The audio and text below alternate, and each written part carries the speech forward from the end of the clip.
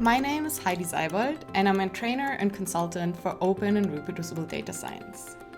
I help researchers make their work more open and more reproducible in order to improve the trustworthiness of science.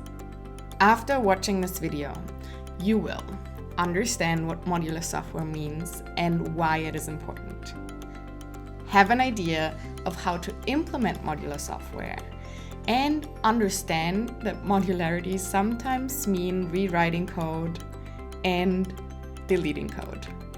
Have you ever written a function and eventually realized that it has become too big, too clunky? I have, many times. When a certain number of lines of code is reached, it starts to feel not right.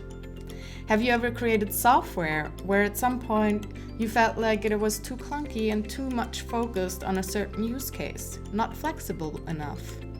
I have too. The solution for both problems is to create modular code.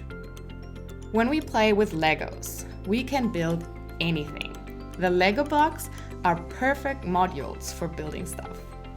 Functions in software are similar to these Lego blocks. When we piece them together in certain ways, we can create something new. But how can we do it?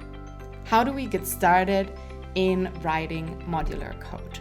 First of all, when you recognize that things are getting too bulky, too inflexible, go back and look at your code. Are there things you keep repeating in a similar fashion over and over? Could you create a function that does this thing really well for several use cases? Let's take an example.